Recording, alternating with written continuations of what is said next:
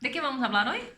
Vale, pues como es viernes y ya la semana ha sido dura, ha sido estresante, estamos en un mes un poco raro, ¿no? Febrero, pasando a marzo, ya la primavera en ciernes, terminando el invierno y son estas semanas que nos faltan un poco de energía. Vamos a ir sin guión, normalmente tomo 3 o 4 ideas para ver de qué hablamos, pero hoy vamos a ir un poquito, vamos a hacer un tormenta de ideas. Vale. La idea es plantear las dos bases que me voy a dar es sobre los dos temas que quiero centrar. Uno es la nostalgia y otro es la soledad. Entendida la soledad como proceso terapéutico y entendida la nostalgia como ese proceso que hace el cuerpo, el cerebro, que hacemos nosotros para, digamos, para no ver lo que nos ha pasado y lo que nos hace caer, ¿no? Lo que nos ha pasado en el pasado y lo que nos hace caer en el presente. Empezamos un poco con la definición de nostalgia. Vale. Nostalgia, el origen etimológico de la palabra, viene de nostos, que significa regreso, y algia, algios, que es dolor, ¿no? Entonces lo que viene a decir es ese dolor, ese recuerdo que tenemos de pasados mejores. En su momento, a finales del siglo XIX, se mencionaba la nostalgia como era una parte patológica de la melancolía, ¿no? Cuando ya la melancolía ya era algo más, un síndrome patológico. Y se unía sobre todo con los soldados que estaban en guerra. Era el sentimiento que tenían los soldados unido al estar fuera de casa en guerra. Ya podemos ir uniendo, ¿no? Ya estamos fuera de casa y en guerra. Entonces, claro, para ellos era muy fácil acordarse del calor del hogar, de la familia y demás, ¿no? Y es un poco el proceso que se sigue. Hasta se fue evolucionando la idea y ya en el siglo XX se desarrolla un poco la nostalgia como tal. La nostalgia tiene dos procesos importantes y es ahí donde quiero desarrollarlo a nivel terapéutico. Uno de ellos que nos va a hacer que es, tiene un mecanismo adictivo. La nostalgia ya sabemos todos lo que es, ¿no? Acordarnos de que siempre el pasado fue mejor, de que echo de menos dónde estaba, cómo era, con quién era. Pensamos que el pasado es... Mucho mejor. olvidamos siempre lo más negativo, nos acordamos de todo lo positivo engrandecido. En portugués era saudade, ¿no? Sí, en portugués es saudade. Saudade. En gallego, aquí es saudade, ¿no? Y es esa melancolía enfermiza, ¿no? Ya en el siglo XIX se hablaba de eso, de dolores de cabeza, náuseas, sensación de desasosiego, o sea, ya problemas físicos. Y eso ya estoy hablando en finales del XIX. Ahora mismo ya tenemos claro que cuando esa nostalgia nos invade, somos incapaces de ver el presente, no tenemos capacidad de ver a dónde vamos, nos metimos en un pozo.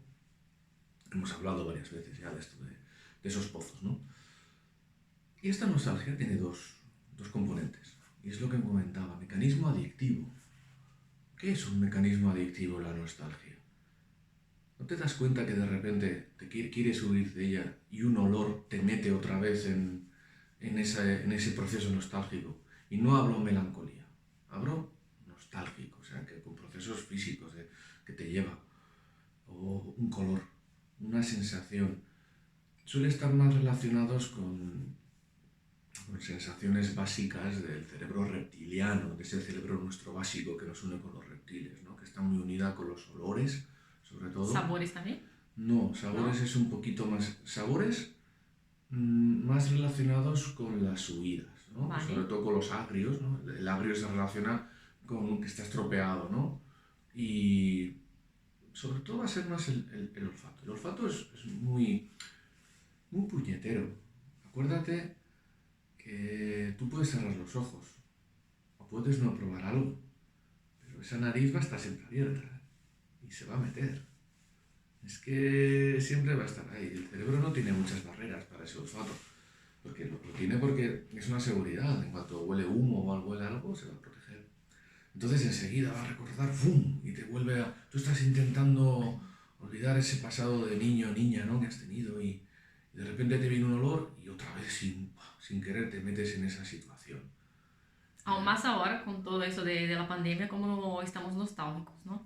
Cómo estamos nostálgicos, ¿no? Y cómo estamos haciendo que todo lo de antes fue muchísimo mejor, yo qué bien me lo pasaba antes cuando salía con los amigos, yo qué tal, ¿no? Tienes esa sensación de que, uf, qué maravilloso era antes, ¿no?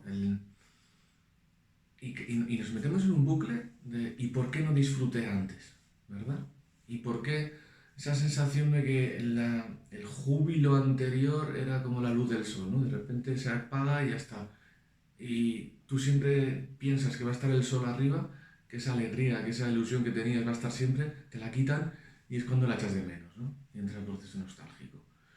Y luego tienes también, la nostalgia guarda otro segundo efecto, ¿no? Es olvidar lo negativo, lo que acabas de comentar, ¿no? Nos acordamos del tema positivo de cuando estábamos con los amigos, cuando íbamos de viaje, y no nos acordamos de lo mal que lo pasamos con la amiga, con el amigo, de que no queríamos salir la mayoría de las veces, de que el viaje al final no queríamos viajar, no queríamos tal, pero ahora de repente solo acordamos de lo positivo, es el recuerdo rosa que se dice, ¿no? O sea, solo estamos queriendo ver un lado de la moneda, ¿no? El otro no. Exacto. El otro como si no hubiera existido. Exacto. Esto es algo que hace el cerebro realmente. O sea, lo que está haciendo es ese mecanismo de menospreciar hasta llegar a una patología. Que eso, ya empezamos a unirlo, ¿no? Ya Sí. empieza ahí el tema de la nostalgia y empezamos a unir con una patología. Vamos a ir más allá. Y de repente, esa patología, esos procesos, derivan en algo más. Nuestros índices de cortisol suben, no sabemos por qué, nuestros índices de estrés físicos, y generamos un dolor. De cualquier lado, de la espalda, del estómago, de la cabeza. Y hemos dicho que esta nostalgia nos va a hacer solo ver la parte positiva. Entonces la cara de la moneda que has comentado no aparece. No. Y ese dolor seguramente se haya producido en esa cara B. Y esa nostalgia nos bloquea. Interesante eso. Y no nos hace ver el origen. Madre mía, nos hemos metido en un lío. Un gran problema, ¿no? Ya tenemos los problemas. Tenemos los procesos físicos producidos por la nostalgia. Sí. Que ya comento, pueden ser derivados de cualquiera. Espera, estamos avisando a más seguidores. Es que pone aquí unas notas. Concéntrate aquí, por favor, ¿eh? El mundo del Instagram, es algo. Y claro, ya tenemos los procesos físicos derivados de la nostalgia, que suelen ser más derivados, más presentes. ¿Eso qué significa? Ansiedad. ¿Eso qué significa? Dolores en la zona lumbar, todos los hombros, ¿no? Esa tensión. Nos viene enseguida ese yo quiero ser como antes y... Esta rabia. Esta rabia, ¿no? Además, el cerebro tiene una cosa muy... con el tema ese, con el mecanismo adictivo que he comentado, ¿no? Entra en el inconsciente toda la parte de qué fantástico era el pasado, ¿no? Sí. Y se va haciendo inconsciente y genera un montón de dopamina. Y eso es un montón de placer porque se está acordando de ese pasado idealizado. Y de repente se da cuenta de que no está ahí. Baja a tope. Empieza la noradrenalina, empieza la rabia, empieza la frustración, empieza la aversión hacia mi presente. O sea, y cada vez el cerebro va a hacer más extremos emocionales neuroquímicamente hablando. Vale. O sea, ya estamos hablando dándole bases. Vale, pues de repente estamos en un proceso de nostalgia que nos está generando rabias, aversiones, dolores en los hombros, dolores mandíbula, mordemos.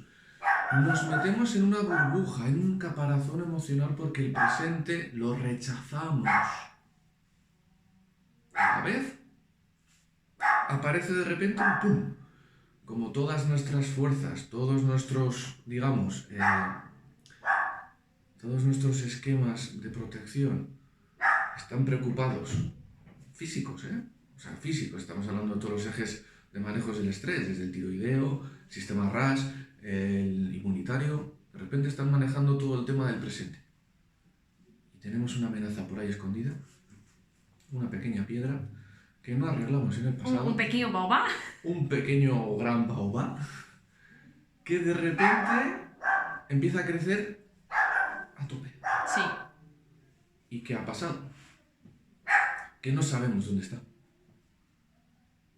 Es que no sabemos dónde está. Solo una cosa, aquí nosotros, yo no voy a decir la gente o las personas, nosotros, somos nosotros.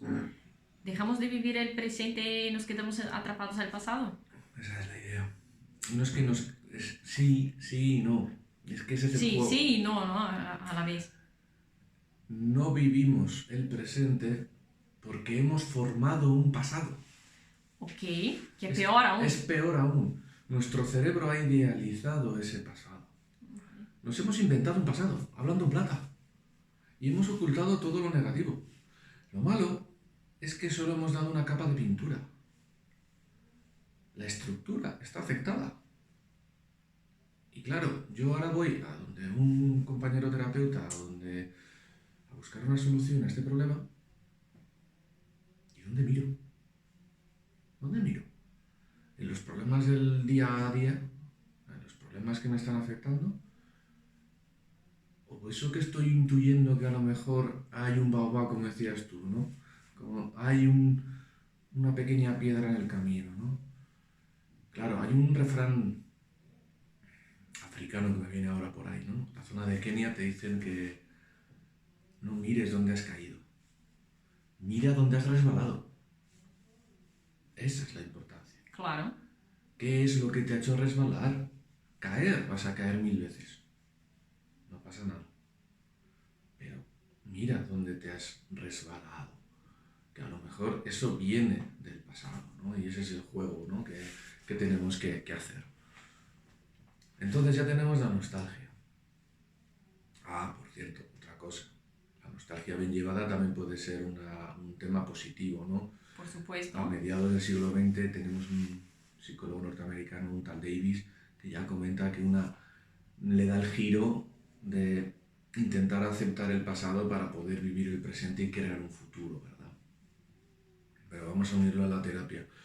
Vamos a llevarlo al mundo terapéutico. Yo, por ejemplo, ya lo voy a decir claramente, como siempre lo he comentado en mi canal y en todos los vídeos siempre haré el mea culpa. A lo mejor soy muy agresivo en la forma de tratar a mis personas porque intento solucionar los mayores problemas en muy poco tiempo y hay gente que no está adaptada. Sí. Por eso el protocolo en blanco, ¿no? La hoja en blanco. El protocolo en blanco y cada vez más, ¿eh? Sí. Y cada vez más. Me doy más cuenta que antes hablábamos de algún vídeo hemos hablado de la página en blanco. Sí.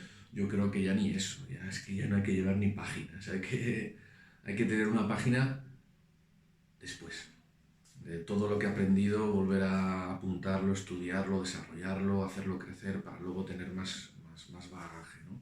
Pero durante el proceso yo creo que ya ni apuntar, porque cada persona es un mundo y cada día lo veo más, ¿no? Bueno, pues voy a ser totalmente contrario al proceso terapéutico. Y ese es el juego de hoy, es decir, hoy es viernes, 1 de marzo, y vamos a ir totalmente en contra. ¿1 de marzo no? 5 de marzo. Primer viernes de marzo. Vale, eso es, ahora sí. Entonces, vamos a jugar con este contexto. Vale. La importancia de la soledad para romper la nostalgia. Madre, lo que me acabas de decir. O sea, ¿estás hablando de que vaya a un terapeuta para hacerme sentir solo? Pues es un poco raro, ¿no? Completamente, ¿no? Y ese es el juego, ¿no? Ese es el juego. No vamos a jugar ya a lo de que si esto es de osteopatía, de psicología, emocional, bioquímico. No, es todo. Esto es todo. Yo quiero dar unas nociones de viernes muy claras. el tema es... la soledad lo voy a unir con la tristeza que comentaba en su momento, ¿no? Vale. La tristeza sería una pequeñita parte de esa soledad de la que quiero coger. Claro. Esta soledad que huimos, ¿no? Esta soledad que huimos, esa tristeza que huimos, ¿no? Entonces, normalmente yo mi trabajo, o mis compañeros, lo repetiré siempre, Alex Molinero y John Medrano, siempre trabajamos en esa forma, ¿no? De buscar esa soledad contigo mismo. ¿Cómo se hace? Estando en compañía, ¿eh? El proceso terapéutico es llevarte a estar dentro de ti. Más solo no te vas a encontrar. ¿Qué sucede? Te estoy llevando delante de esa piedra que te ha hecho tropezar. ¿Cómo hacemos? Pues puede ser desde, volvemos al no protocolo, podemos utilizar la respiración. Fácil y sencillo, ¿no? Una respiración. Unas respiraciones con diferentes técnicas. Podemos utilizar como hago yo, apoyándose sobre la readaptación, sobre todo la base que tiene el sistema BMT de César del Río. Podemos utilizar ajustes osteopáticos, ajustes miofasciales, charlas psicológicas, como sea, pero la idea es llegar a una catarsis. ¿Y eso qué significa? La primera fase de la soledad. Meter a la persona delante de su piedra, de su fantasma, de su miedo. De su baobá. De su gran baobá. De repente, ¡guau! Claro, la nostalgia nos ha llevado a montar una coraza fantástica. Entre los dos, entre el terapeuta y la persona, la rompemos. Le pegamos un golpe por medio. ¿Y qué nos cae? ¡Fum! Y nos encontramos dentro, y nos vemos el fantasma. Y ya tenemos ahí un buen golpe. ¡Uf! Ahí entra un poco la fase de que yo a lo mejor soy un poco bruto en terapia y te meto demasiado. Yo estoy claro que hay que ser progresivo y hay que buscar esa ruptura. Pero también otra cosa, que contra más grande sea el baobá, como dices, el problema o el trauma, yo creo que es mejor ir con el hacha más gorda para romper. Y ahí surge otra fase de la soledad, la segunda. Es la respuesta semántica. Ahí viene ya nuestra parte prefrontal, el supercerebro de aquí, que vamos a buscar justificaciones, motivos, excusas, de formas de todo. ¿Vamos a buscar procrastinar o no? Qué maravillosa palabra. Esta semana hemos hablado tú y yo bastante del verbo procrastinar y tengo que decir que serás la persona que mejor lo usa de todas las que he conocido. O sea, a ver, muchas gracias. Es curioso, y esto es cierto, que alguien use en una frase normal procrastinar. No, es así. El tema es, aquí por ejemplo, tengo una compañera que ha hablado bastante con ello de esto, y por cierto que la he hecho mucho de menos, que es el tema de las heridas del alma, que las heridas que tenemos en el alma sobre todo se crean de niño, ¿no? Y están muy unidos a este tipo de bloqueos, ¿no? Hablamos de un abandono, de una humillación, de una agresión. Vale, cada herida del alma forma una máscara de protección. Y cada máscara forma una manera, digamos, de huir del problema, ¿no? Entonces, si estamos de niño hemos sufrido una herida de este tipo de abandono, pues seguramente nos iremos hacia huir del tema. Y ahí aparece el tema semántico. Cuando entramos en este bloqueo, en este baobab, ¿no? tan bien explicado por Saint-Exupéry, ¿no? Cuando hablamos de esto, de repente hay gente que te va a argumentar esto no es así, ¿por qué? ¿Por qué? Van a ir dando es que. Te van a venir gente que se van a quedar en total confusión y no van a entender y va a ser no, negación, una no respuesta. Y ahí entra un tema muy, muy bonito que son los reflejos primitivos. Los niños o los bebés responden de manera primitiva, ¿no? A estímulos. Y cuando hemos aprendido así, me refiero, por ejemplo, yo me fijo mucho en eso, ¿no? Si miras hacia la izquierda, si miras hacia la derecha, si la boca te muerdes el labio inferior, te muerdes el labio superior. Esos son los detalles de observador, ¿no? del terapeuta. Yo para mí eso es una información privilegiada, o sea, es así. Entonces, estamos dando esas respuestas, ¿no? Esas máscaras. Y ya sabemos que estamos entrando. Hay una respuesta semántica. Claro, yo puedo tardar en hacer esto 2 días. Yo creo que tendría que tardar 1 mes. Porque hay veces que sí, que le meto un hachazo tan grande a la persona que entre la catarsis que le ha entrado y la respuesta, pues estamos ya en un mare magnum de tensiones. Y ahí, por ejemplo, ahí van a aparecer los bloqueos. Los bloqueos originales ya están apareciendo ahí. Porque en cuanto a esa máscara ya no tiene base, Se cae. se cae. Y ahí ya empieza la verdadera terapia. La verdadera terapia está ahí. Cuando es, digamos, esa aceptación. Es decir, ahora. Y ahí entra la parte positiva de la soledad, ¿no?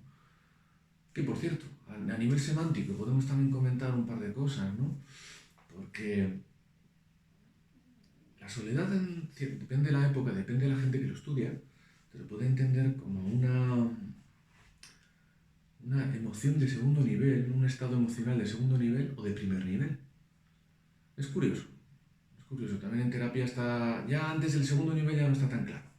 El primero, a primeros de siglo sí que tampoco era claro, ¿no? Antes, por ejemplo, se contaba que la soledad era un invento la sufría solo la gente, que era porque después de la revolución industrial ya había más tiempo libre y la gente empezó a sentirse sola porque era un capricho, ¿no? Era el típico después de la sociedad, digamos, recolectora, del agricultor y tal, esa gente no tenía tiempo para sentirse sola y a día de hoy ha tomado un primer nivel, ¿no? De decir, bueno, pues sí que es el sentirme solo, puedo sentirme solo en compañía, puedo sentirme... Sí. Es una manera de ver un poco la soledad. Y ahí quiero explicar un poco el tema de que yo ya la considero un primer nivel porque hasta en el Génesis de la Biblia uno de los primeros castigos que ponen es la soledad. Pero bueno, o sea que creo que es un poquito más importante que eso del segundo nivel. Metiendo esta pequeña nota, entramos otra vez en el tema de la soledad como proceso terapéutico. Claro, ya no hemos tenido una catarsis, un golpe terrible. Hemos tenido que sacar todos nuestros recursos prefrontales, todo nuestro cerebro aquí al máximo para responder. Todas las respuestas, todos los excusas, movidas. Ahí también aparecen bloqueos físicos. Ahí, por ejemplo, puede haber una tensión lumbar. De repente, claro, como nos ponemos en tensión, empezamos a hacer posturas un poco particulares.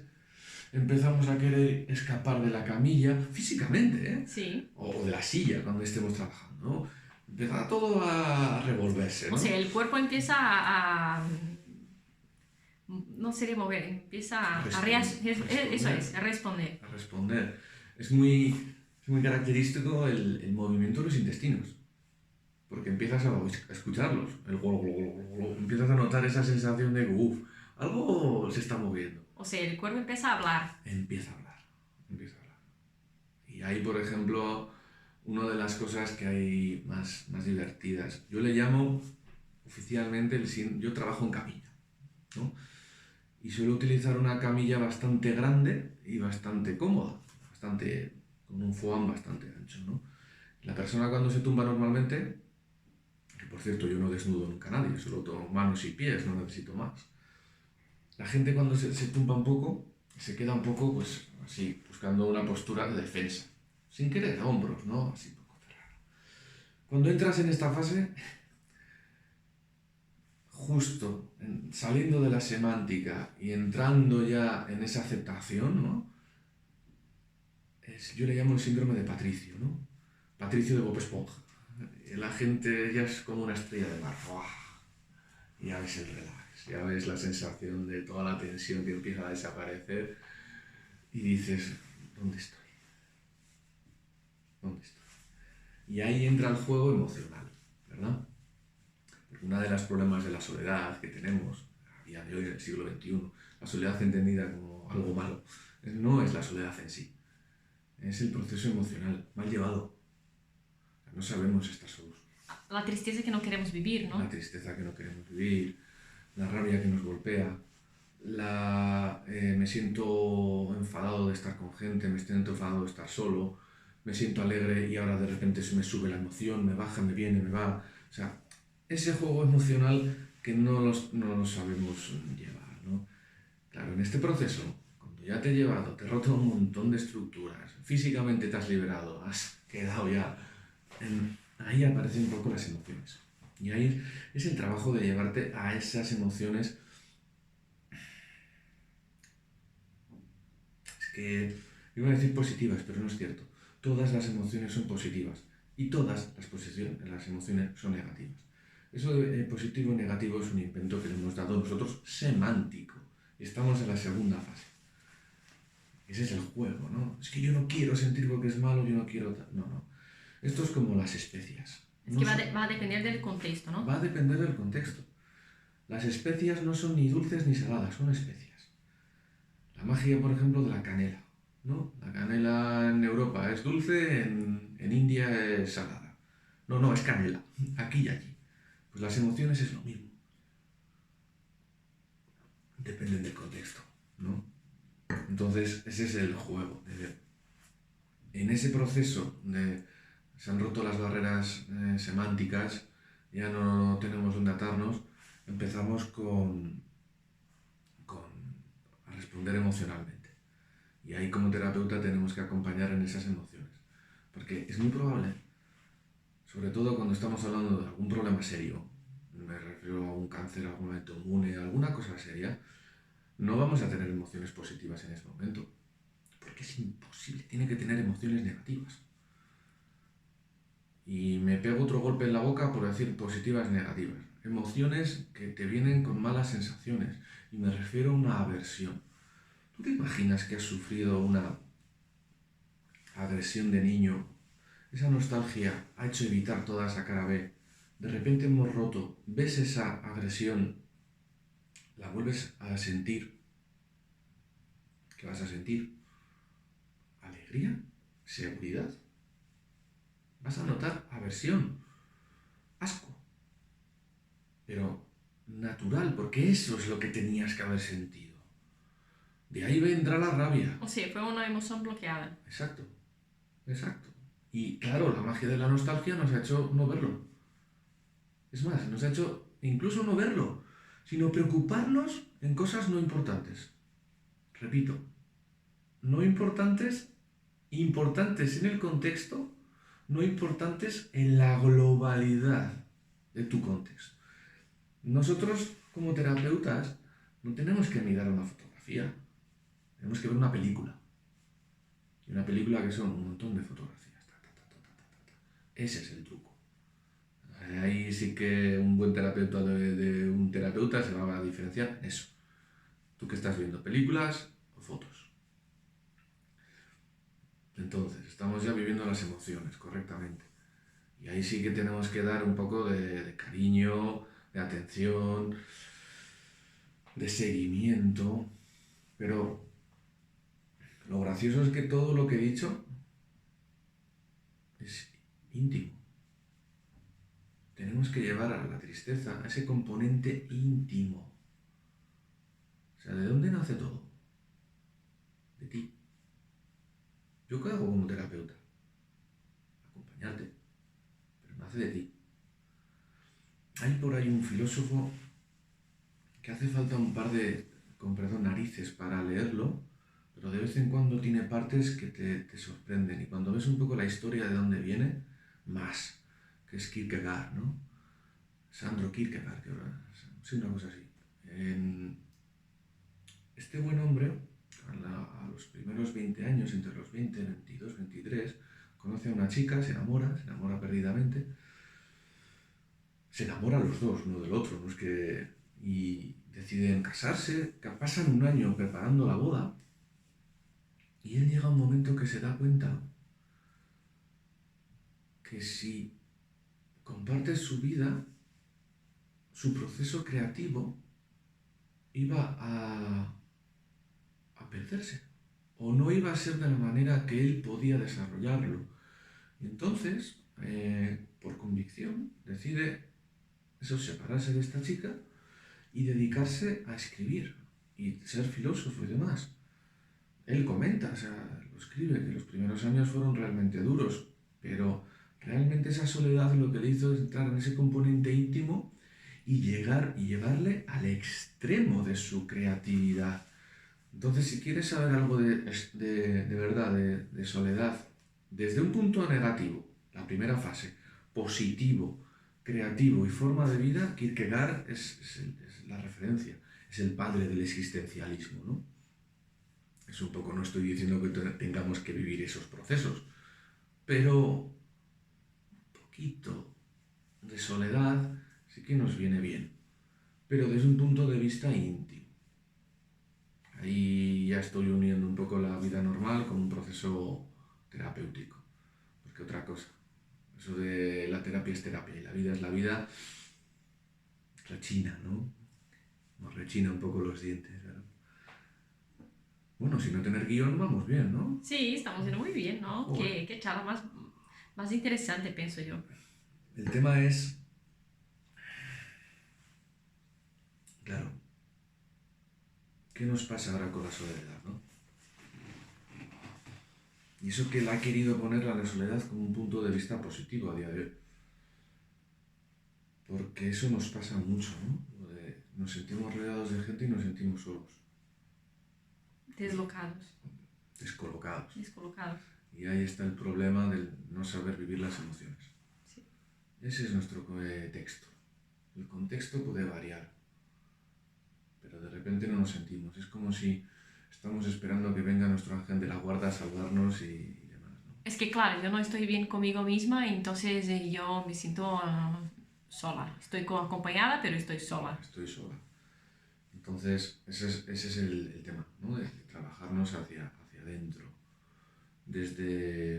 Porque este proceso que he dicho terapéutico, que es un poco la línea que seguimos nosotros, lo podemos también poner como una base nuestra de aprendizaje.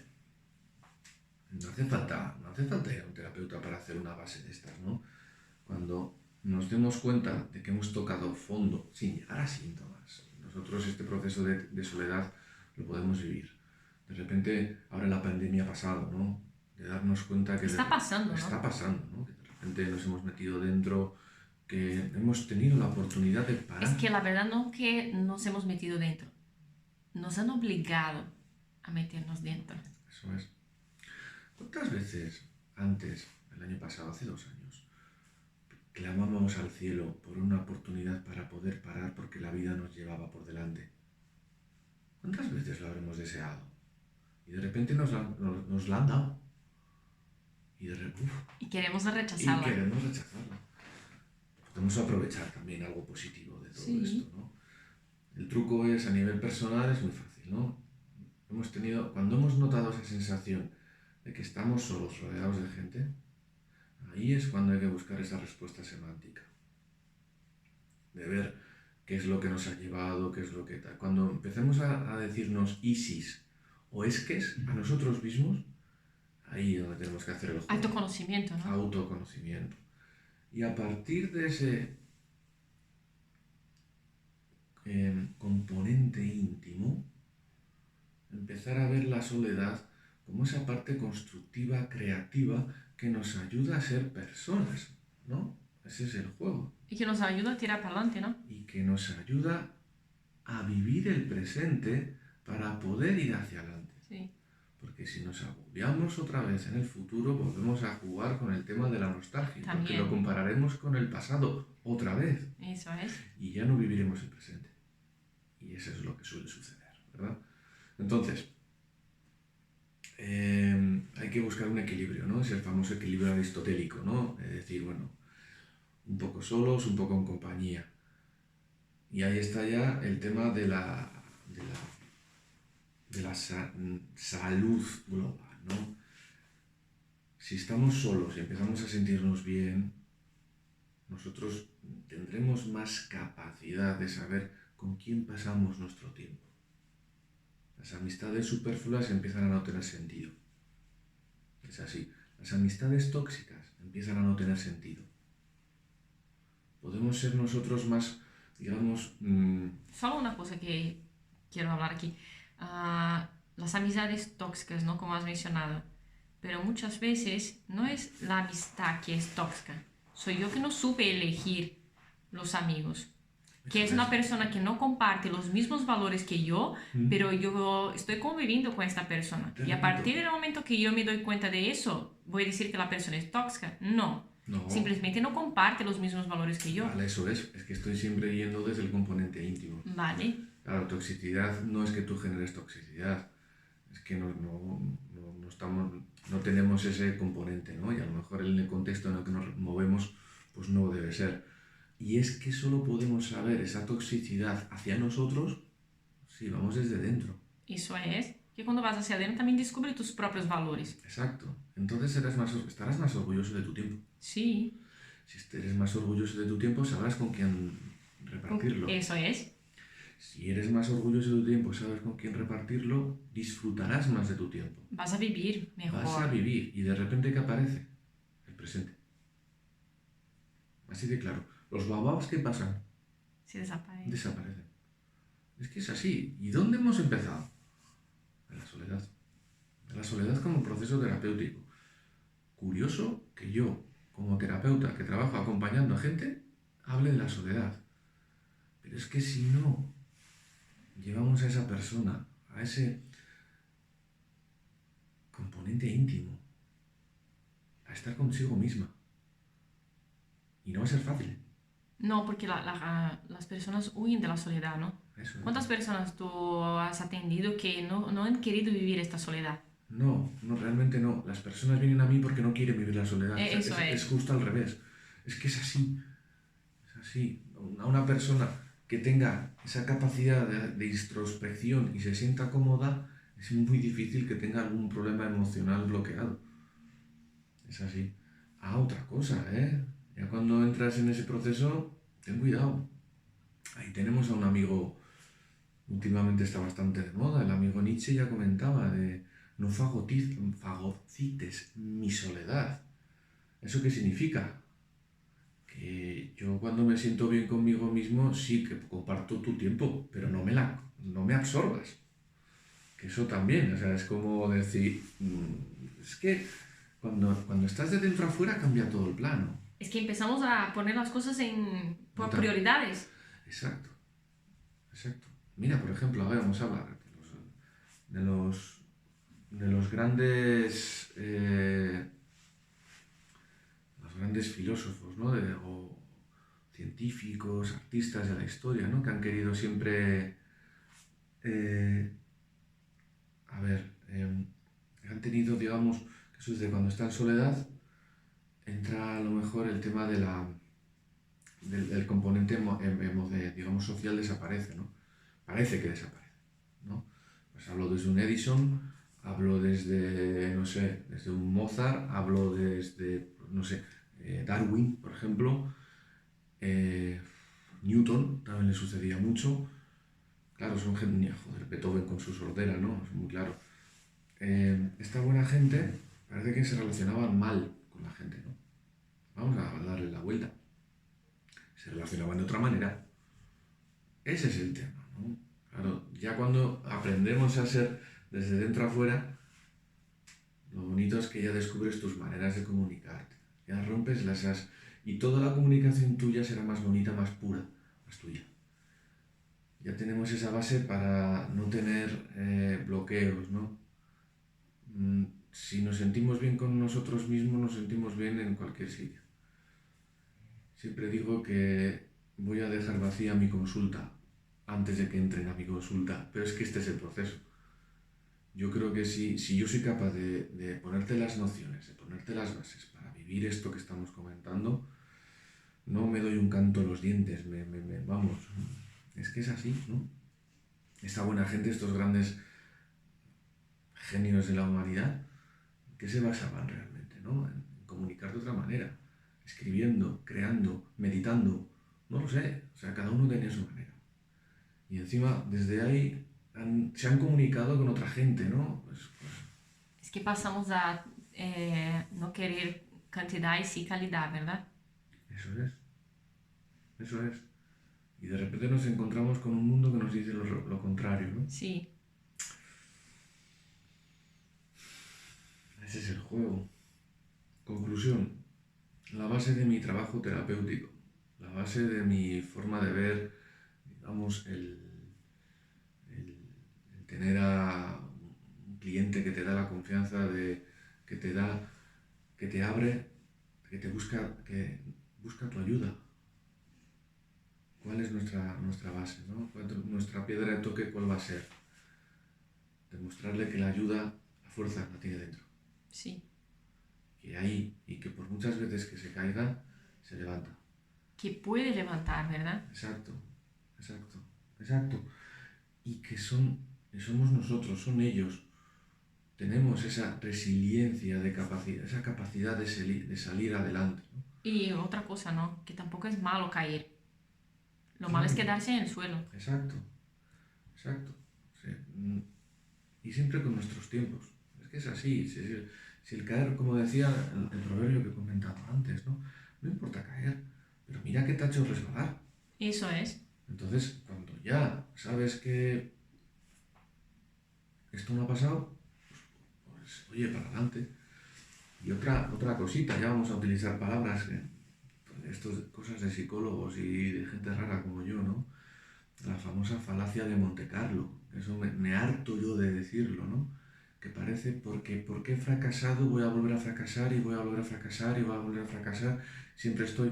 Eso no es cierto. Fracasar y aprender. Sí, no es porque la vida te ha dado un problema, luego tenga que darte una cosa buena y luego una cosa mala. Y no, no.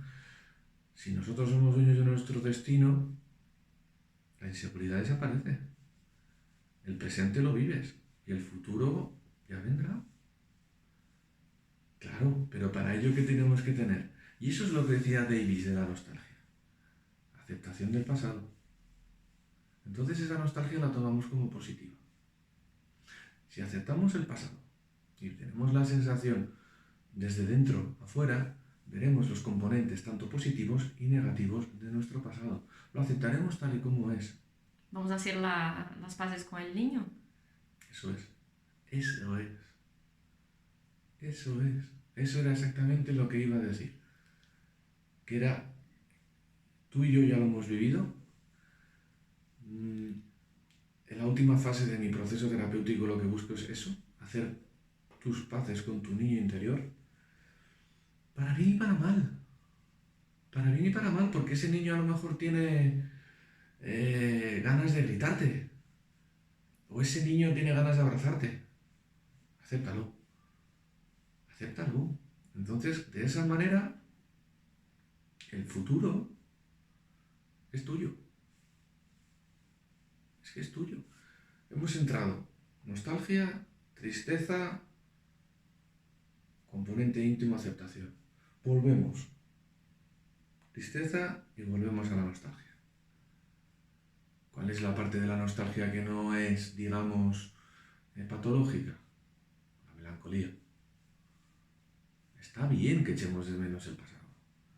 Está bien que nos... Pero no que veamos solo el lado bueno de la moneda, ¿no? Eso es. Si ese niño lo aceptamos, si ese niño acepta su sufrimiento y acepta sus bondades, Acepta como lo es. claro, no olvidemos que ese niño somos nosotros. Eso es. Y ese es el truco, ¿no? Al final, ¿qué? Le damos forma de dolor, le damos forma de enfermedad. Es no aceptación del niño. Es no aceptación de ti mismo. No aceptación de ti mismo. Es así. ¿Dónde ha nacido? No sabemos. Porque tenemos que vivir aquí y ahora. Pero sí que tenemos que aceptar ese bloqueo, esas frustraciones, que desaparezca ese color rosa, ese proceso mágico que tenemos aquí metido y que aparezca el pasado como es. Aceptándolo, lo gracioso es que ya no hay problema de que sea positivo, negativo y demás. Y ahí aparece lo que decía de las emociones comparadas con las especias. Ni son positivas, ni son negativas, ni son dulces, ni son saladas. Son emociones y son especias. Y hay que vivirlas. Y hay que vivirlas. Y ya está. Y yo creo que para un viernes ya nos hemos dado una batida buena, ¿verdad? Vale. La semana que viene nos gustaría invitar al amigo Alex Molinero y vamos a hacer un truco, una cosa diferente. John, estás también invitado, alguna también vendrás. Vamos a hacer una tormenta de ideas sobre un órgano. A ver qué se nos ocurre. Como cuando nos juntamos los tres y hacemos unas charlas súper complicadas y súper complicadas, súper divertidas, súper curiosas, súper diferentes. Y os lo digo, yo de los tres hay dos que son hiperactivos y un tercero no soy. No sé. Pues a ver qué pasa la semana que viene en ese directo con el mago Alex. Y nos vemos la semana que viene, ¿verdad? Sí.